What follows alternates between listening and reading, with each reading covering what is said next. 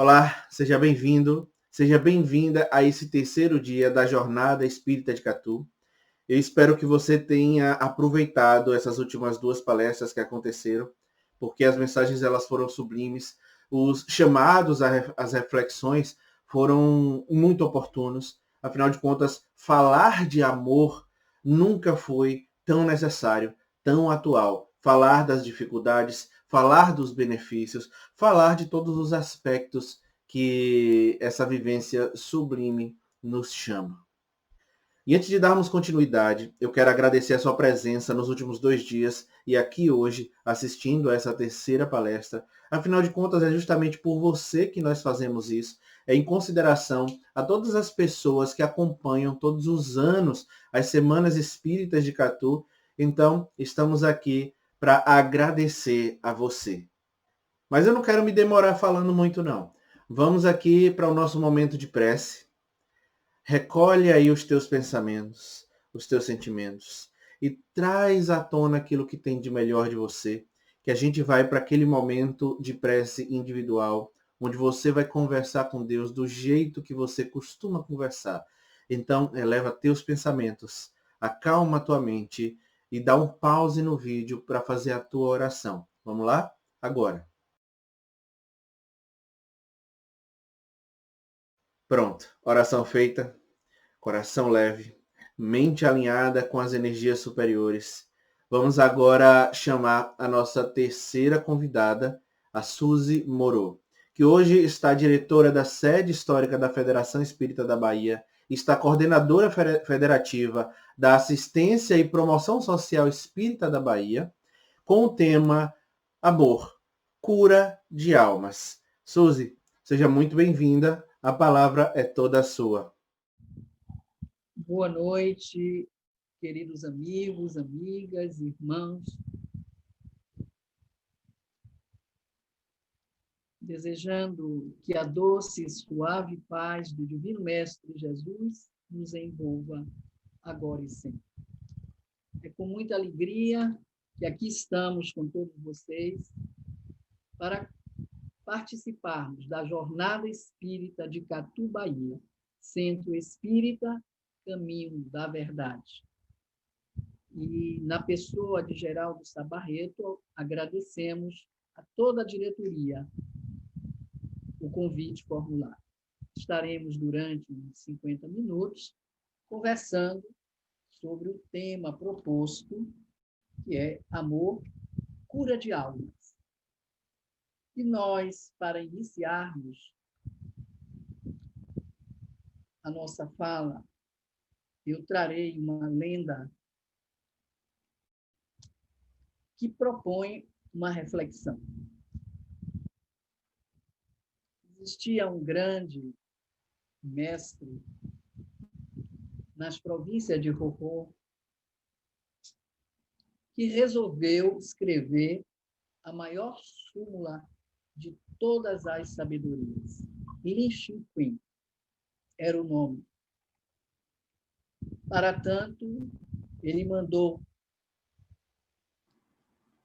preparar um infólio de 1000 folhas, convocou todos os seus discípulos e solicitou que trouxessem de todas as províncias da região de Rorô toda a literatura que eles encontrassem. Algum tempo depois, os discípulos vieram e entregaram toda a literatura recolhida nas diversas províncias. Após silenciar e observar, ele então dissera para os discípulos que ele estaria recolhido, escrevendo a maior súmula de todas as sabedorias. Os discípulos se foram e o mestre mergulhou nas suas meditações. Depois de algum tempo, manda chamar os discípulos. Era uma tarde chuvosa. O rio Chá, com as suas águas negras, corria silenciosamente à frente da sua casa. E olhando as águas do rio Chá, o discípulo pegou a caneta, mergulhou na tinta, abriu um folho de 1000 folhas e os discípulos foram tomados de surpresa e pensaram: levará muitos anos para escrever 1000 folhas do infólio. O mestre escreveu a maior súmula de todas as sabedorias. E após escrever a palavra, chamou os discípulos e disse-lhes: eis a maior súmula de todas as sabedorias. E quando eles olharam, a única folha escrita estava a palavra amor. E com esta pequena lenda, damos início à nossa exposição da noite, com o tema Amor, Cura de Almas. Fomos buscar, evidentemente, a literatura espírita.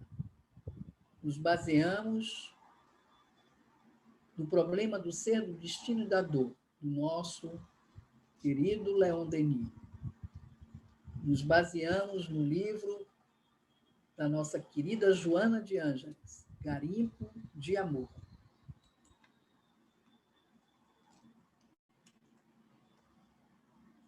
E fazendo uma pequena sinopse desse livro, eu diria que todos nós, leitores do livro, deslumbramos com 30 reveladoras facetas deste fascinante assunto que é o amor, tão antigo quanto recente. O amor é tema que continua desafiando homens e mulheres na arte de bem viver.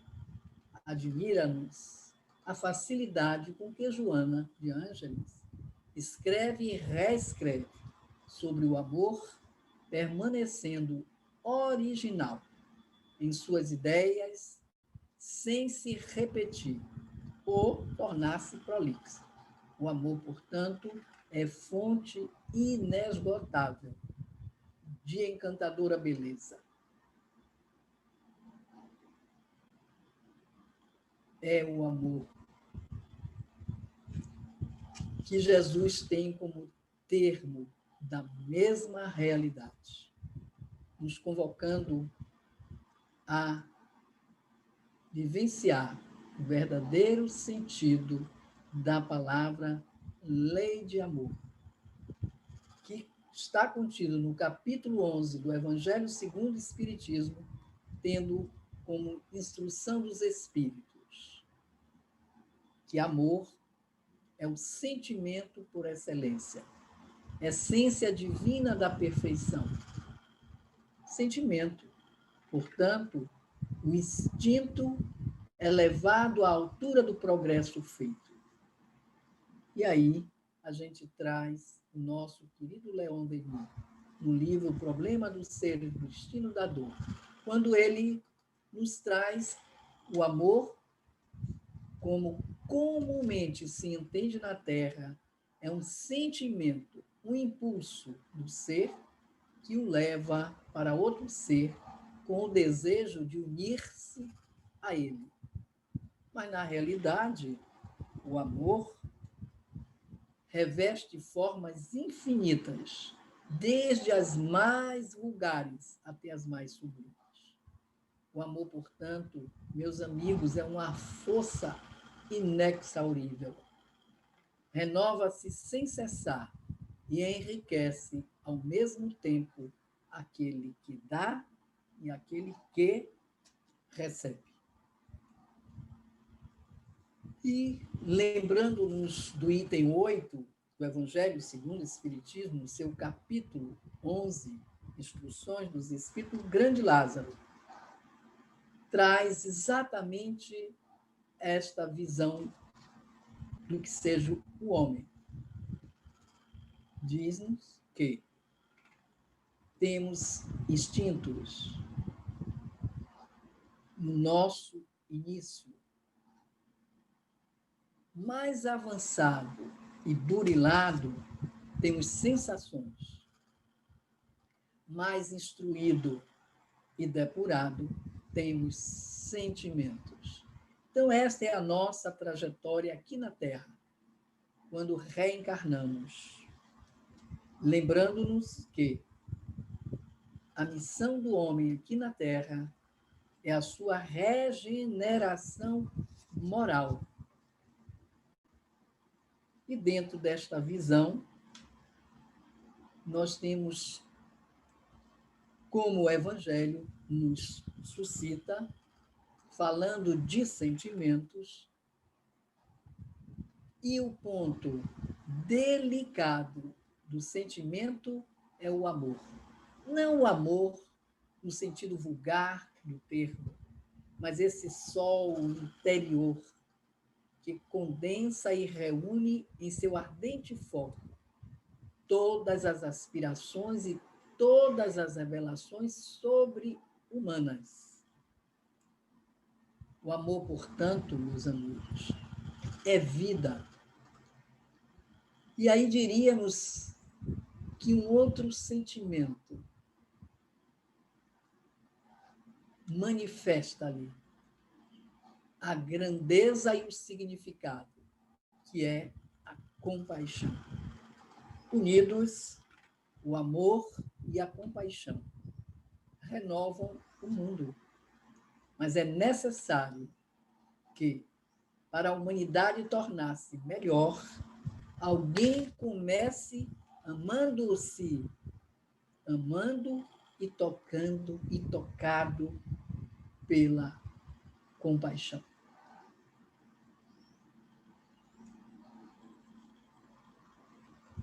Portanto, na atual conjuntura terrestre, como anda o sentimento da compaixão? Escasso. Nós estamos tão habituados aos nossos próprios problemas e aflições que não percebemos, na maioria das vezes, os sofrimentos do nosso próximo. Às vezes moramos num edifício, 20 apartamentos, 30 apartamentos. Nós nem conhecemos o nosso vizinho. Somos estranhos e residimos no mesmo prédio.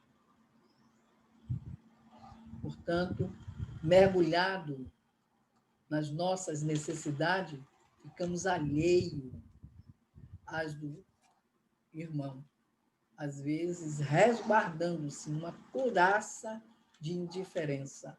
Sabe por quê? A fim de nos pouparmos,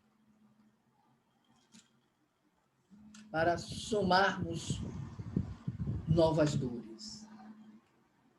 Então, eu prosseguiria fazendo a seguinte pergunta: qual o efeito da lei de amor na criatura humana?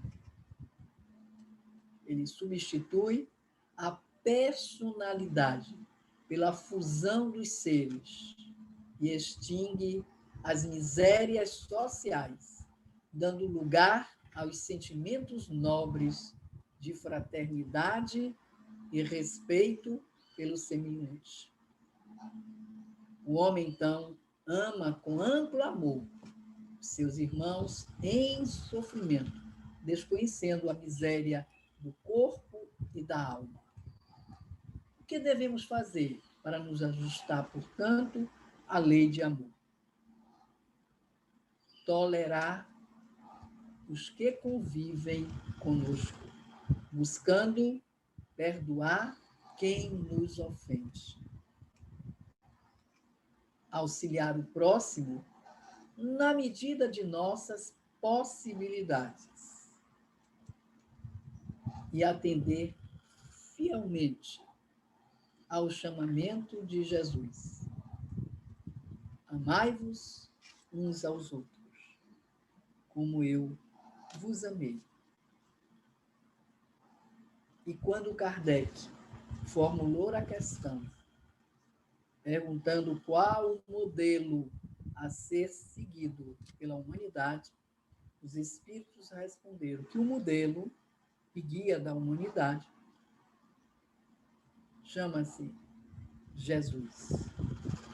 Se ele é o modelo e guia, nós precisamos colocá-lo como meta a ser perseguida por cada um de nós, na busca da prática do verdadeiro sentido da palavra amor. Então, amai-vos uns aos outros. Não basta, meus amigos, apenas o homem deixar de fazer aos outros aquilo que não quer que lhe façam, mas deve ele também fazer aos outros tudo aquilo que gostaria que lhe fizessem. Portanto, amigos, o Evangelho é o maior legado deixado por Jesus, se quisermos praticar o verdadeiro amor para a cura de nossas almas. Estamos num momento de pandemia.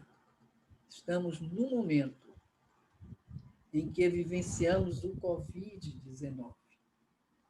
Um convite a reflexões, a mergulhos, a distanciamento social, um convite a buscar qual o verdadeiro objetivo da prova que estamos vivenciando. Deus é amor, mas é justiça. Então, meus queridos amigos e irmãos, que possamos aproveitar esses momentos e ocuparmos-nos de mergulhar no nosso âmago, fazendo uma autoanálise e nos comprometendo para uma revisão e mudança de atitudes, de comportamentos. E aqui eu perguntaria: como estamos neste momento em que dores existem, mas o Covid vem nos propiciar momentos positivos, momentos de reintegração social, retomada dos valores da família, coisa que o materialismo, que o consumismo nos usurpou. Trouxe essa convivência familiar que há muito não se via. Eu sempre falo deste momento nas minhas exposições, porque é uma reflexão. Eu não sabia que morava no edifício tantas crianças, mas hoje elas estão saltitantes, gritando de alegria. Por quê? Porque está com o pai e com a mãe. Muitos nem conhecem, porque o pai chega de noite, a mãe também, todo mundo no seu afã da vida e em nome da sobrevivência. E esquecemos do compromisso assumido com esses espíritos, que hoje vieram como filhos. E o Covid veio nos propiciar esta oportunidade de nos reencontrarmos enquanto pai, mãe, filhos. Aproveitemos, portanto, e observemos e busquemos o lado positivo. O lado positivo do Covid. Vejamos que nós não ficamos órfãos. Nós estamos utilizando plataformas, Zoom, Google Meet, tantas outras, para nos comunicarmos. Nunca estivemos tão juntos quanto agora, mesmo nós que trabalhamos em casas espíritas, porque cada um tem o seu momento, o seu horário, o seu dia. Hoje a gente está se vendo praticamente, se quisermos, 24 horas. Nós estamos aí coordenando vários grupos de trabalhadores que só se viam uma vez na semana, às vezes de domingo em domingo, às vezes mensalmente. Hoje a gente se vê todos os dias naquele horário para estudarmos. Então, amigos, é o momento da retomada, é um momento de transição. E aí eu diria a vocês que o nosso querido Divaldo, no dia 25, né, que é o dia do aniversário da FEEB, ele também estará fazendo o lançamento do livro que ele acaba de editar, que é algo que fala sobre esse momento de pandemia e transição, ditado pelo espírito Manuel Filomeno de Miranda, espírito que, enquanto esteve reencarnado, trabalhou as questões da mediunidade, da desobsessão. E ele hoje nos convida a uma reflexão. Então, vejamos que este é o momento de praticarmos o verdadeiro sentido da palavra caridade como a entendia Jesus, questão 886, formulado por Kardec no Livro dos Espíritos, e que a resposta foi: criou-se uma sigla, BIP, benevolência para com todos, indulgência para com as imperfeições alheias e perdão das ofensas. Eis o verdadeiro sentido da palavra caridade, como a entendia Jesus. E eis o momento para mostrarmos, evidenciarmos e vivenciarmos o verdadeiro sentido da palavra caridade. Amar, portanto, é quando eu me coloco à disposição do outro. E vejamos que o nosso Evangelho nos traz as características do homem que ama. Primeiro, deve ser leal, íntegro, consciencioso. Faz aos outros o que gostaria que estes lhes fizessem. Suaviza as dores de seus irmãos. Considera como sua grande família humana. Portanto, para todos os sofrimentos, tende, pois, sempre uma palavra de esperança e de conforto, a fim de que sejais inteiramente amor e justiça. Está exatamente no Evangelho segundo o Espiritismo. E aqui a gente tem uma palavra-chave para a evolução do homem aqui na Terra. Qual é mesmo o objetivo do homem aqui na Terra? Quando que é a palavra-chave, da sua reencarnação. É a regeneração moral de cada um de nós.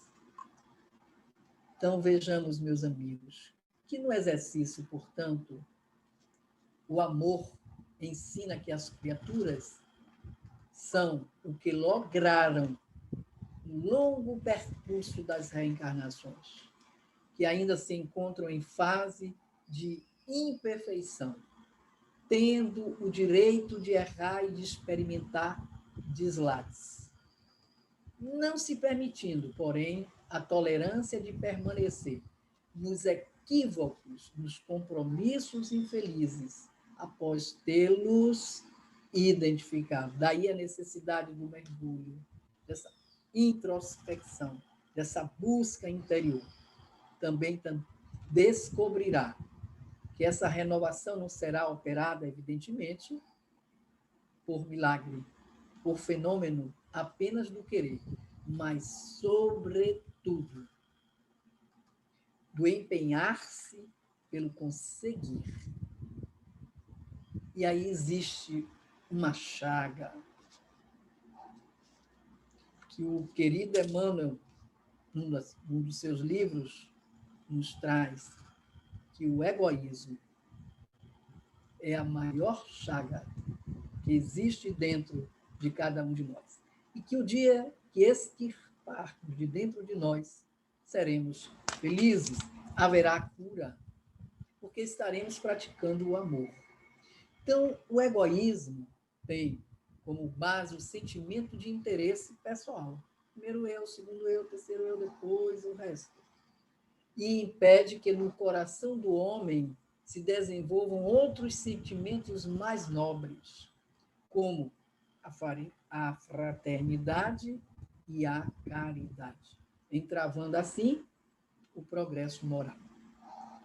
E a missão do homem na Terra, repito, é a sua regeneração moral. Portanto, o egoísmo é a verdadeira chaga da sociedade. Está no fundo de todos os vícios e daí deriva todo o mal. À medida que os homens se instruem daí, o primeiro ensino, amai-vos. O segundo, instruí-vos. Acerca das coisas espirituais, menos valor dão às coisas materiais. E estaremos contribuindo com Jesus, rompendo com o materialismo, que é o maior objetivo do espiritismo, romper com o materialismo. Porque nós somos seres ainda materialistas. Mesmo nós espíritas ainda somos. Pelas nossas atitudes, práticas, ações. E analisando ainda a questão do homem egoísta, é muitas vezes levado a sê-lo pelo egoísmo dos outros. Se estes pensam apenas em si próprios, ele passa a ocupar-se consigo mais do que com os outros. Portanto, essa é a questão 917 do Livro dos Espíritos. O choque que o homem experimenta do egoísmo dos outros é o que muitas vezes o faz egoísta, por sentir a necessidade de colocar-se na defensiva. Dentro dessa visão do egoísmo, buscando o amor, vamos formular a questão: como promovemos a destruição do egoísmo em nós? Começando por dar o exemplo como fez Jesus, tornando-nos mais sensíveis às necessidades e sofrimentos alheios, compreendendo o efeito danoso do egoísmo. Iniciamos o nosso processo de reforma íntima, por ocasião da macro-regional que a Federação Espírita do Estado da Bahia realizou através da virtualidade e que tivemos mais de 3.000 pessoas participando. O tema foi exatamente, primeiro, ensinamento amai-vos. E a proposta era exatamente fazer essa reforma íntima através de exercícios como introspecção, comunhão com os espíritos superiores, visualização criativa. Então, meus amigos, dentro desta visão de promover a destruição do egoísmo, nós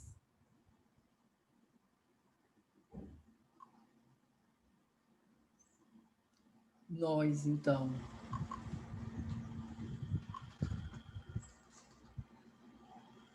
poderemos colaborar para a melhoria da humanidade,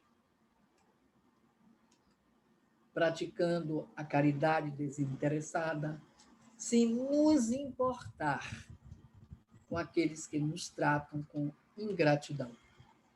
Amar, portanto, ao próximo é receita infalível de felicidade e condição acima da matéria, trilhando o caminho para Deus.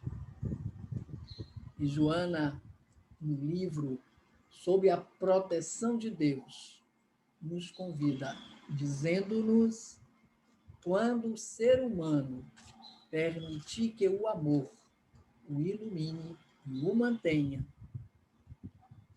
alcançará o patamar da angelitude e avançará com segurança no rumo do divino amor. E é evidente que aí curaremos a nossa alma, porque seremos amor. Porque, na realidade, meus amigos, só assim o Mestre nos convidou, nos trouxe, evidentemente, a proposta deste amor infinito, deste amor incondicional, deste amor que, evidentemente, trabalha todas as questões, desde o nosso interior até a nossa expressão diária, cotidiana, e buscando entender que o amor é uma força tendente a aproximar e a unir uma relação particular, dois ou mais seres.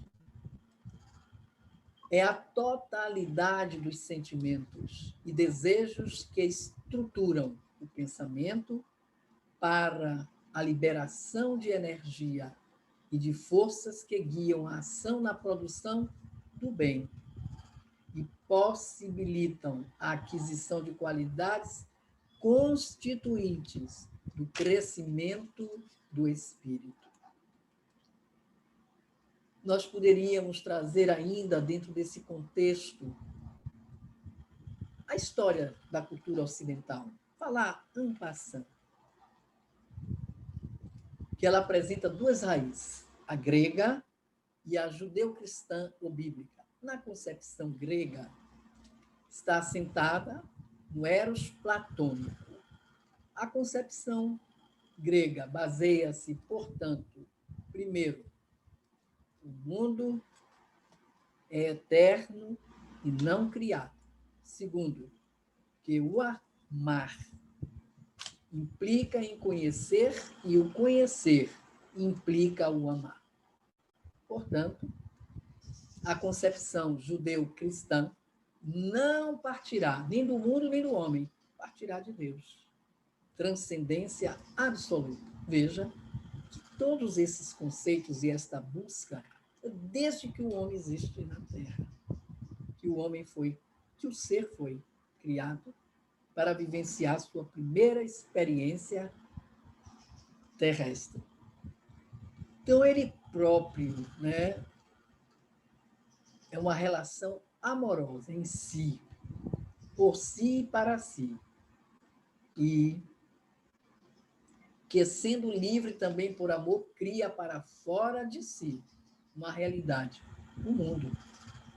E aí verificaremos que o amor humano, fundado no amor divino, será pluridirecional e pluridimensional. Será ativo e será histórico. Será concreto e terá, na imitação do próprio Deus, designadamente através de Cristo, o seu grande motor. Então, nós temos algumas dimensões, algumas nuances que poderíamos estar aprofundando depois desse preâmbulo todo do amor. Por que existe uma revolução dentro de cada um de nós? Por que a violência campeia desde que o homem foi criado. Nós nos lembramos que no processo evolutivo, o nosso querido Leon Denis diz que nós dormimos na pedra, sonhamos no mineral, agitamos-nos no animal e despertamos no reino nominal. É quando nós tomamos razão, consciência. A inteligência, então, nominal, projeta-se. E aí, nessa questão da violência, está no nosso íntimo, em função do nosso princípio. Então, há um amor de posse disseminado na sociedade, portanto, que se traduz pela violência dos dias atuais. E nós estamos vendo, apesar de toda a pandemia que já versamos com vocês sobre o Covid, uma oportunidade desse mergulho, dessa busca, dessa transformação, mas a violência campeia. E isto é estimulado pelas nações mais ricas, né? Que nós poderíamos estar aqui declinando, mas não vem ao caso. Foram guerras promovidas, né, por ações, por nações, com o objetivo de liberar e libertar o povo de seus líderes autoritários, mas sempre pela violência. Nós verificamos há algum tempo que o mundo assistiu atônito a um só país contrariar todo o Conselho de Segurança da ONU, órgão máximo da regulamentação dos direitos dos países, com o pretexto de que havia bombas de destruição de massa e até hoje elas não foram encontradas. Aí nós vamos ver os meios de comunicação, tudo isso veiculando a violência através do apelo ao sexo em seus vários matizes, de propaganda de produtos até a venda do próprio sexo, como é o caso de muitos filmes pornográficos, as novelas televisivas, né? Então nós vemos, meus amigos, que para curarmos a alma, precisaremos romper com todo esse cenário, com todos esses estigmas, mas precisamos mergulhar, sim, e buscar o verdadeiro sentido da nossa presença aqui na Terra. E já dissemos que a nossa missão na Terra é a nossa regeneração moral. E quando nós assistimos tanta violência, ficamos perguntando o que é que se passa no nosso interior.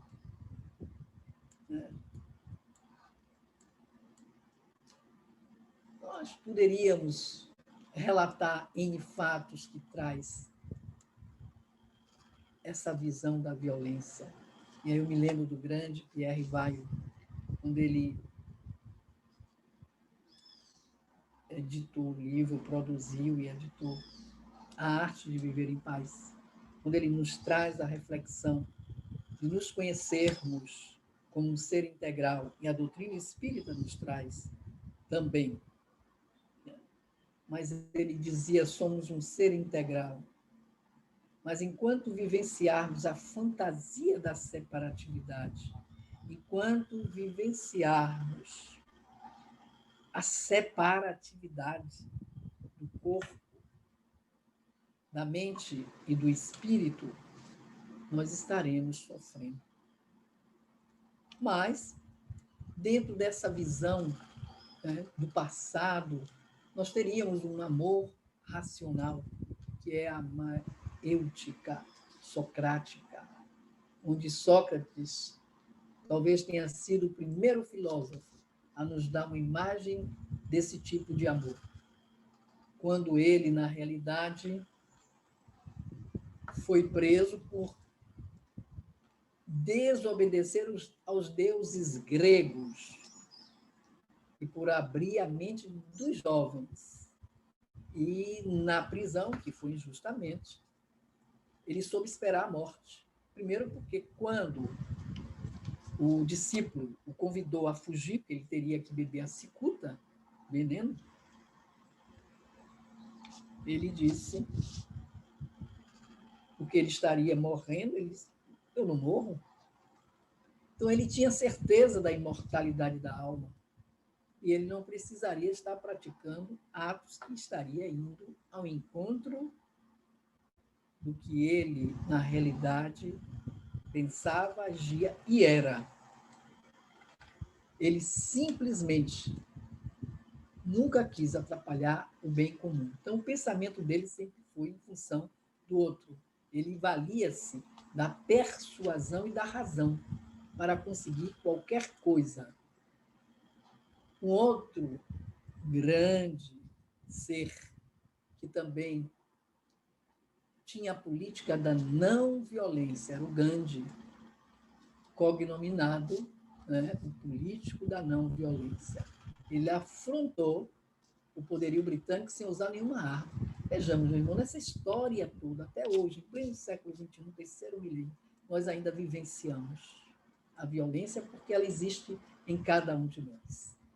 E aí, vamos entrar na era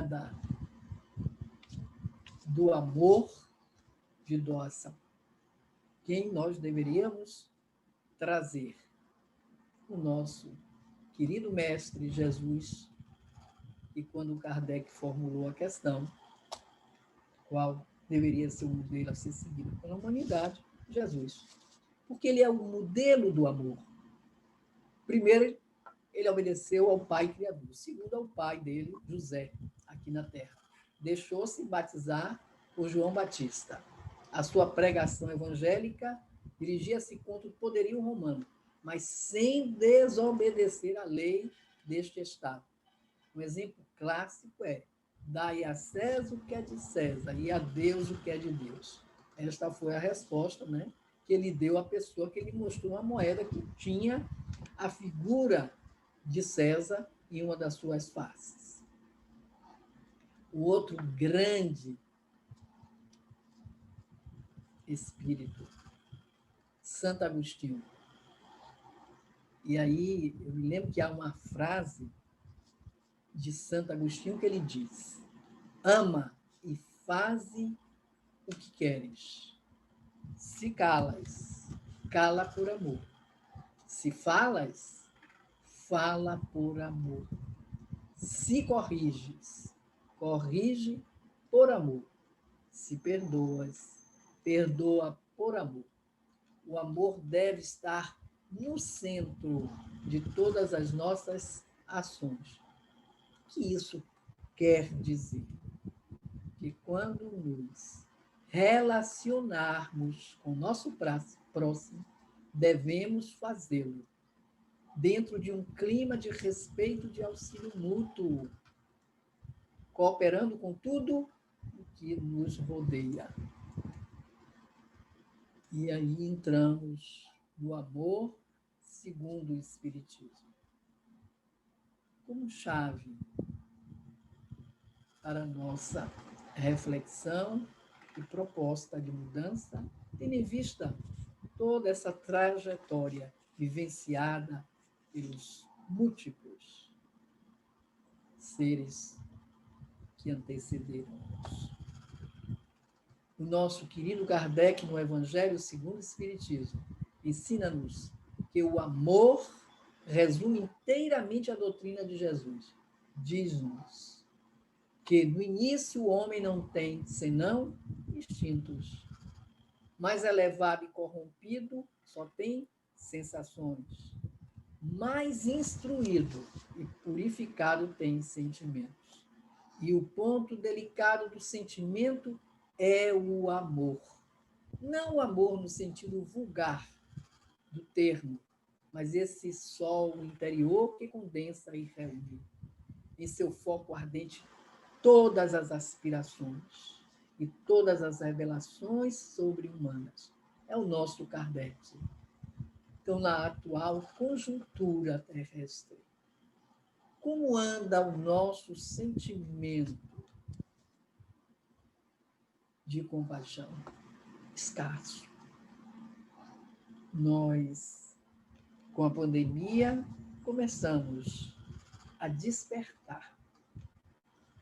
Entretanto, ainda nos percebemos, vivenciando os nossos problemas. Primeiro, pessoal. Segundo, nossa família. Esquecendo que Jesus dissera, quando ele foi solicitado por Pedro, informando-lhe de que a sua mãe e os seus irmãos lá estariam do lado de fora, e ele então pergunta: quem é minha mãe, quem são os meus irmãos? Todo aquele que faz a vontade do meu Pai que se encontra nos céus. Então, meus amigos, é mergulhado, portanto, nesta visão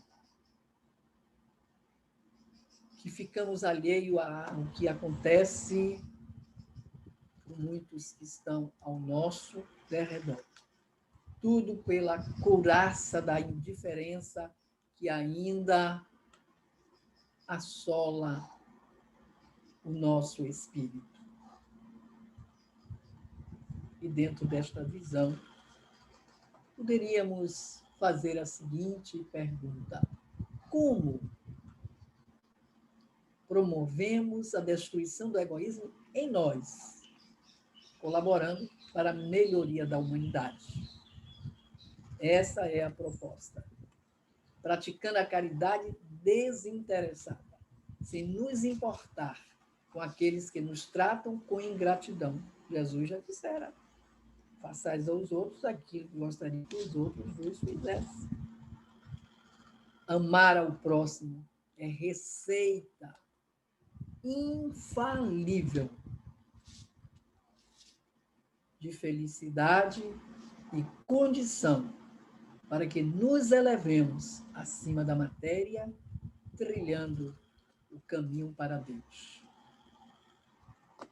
Portanto, amigos, saibamos mesmo, exercitar o amor, patrimônio inalienável do nosso espírito imortal.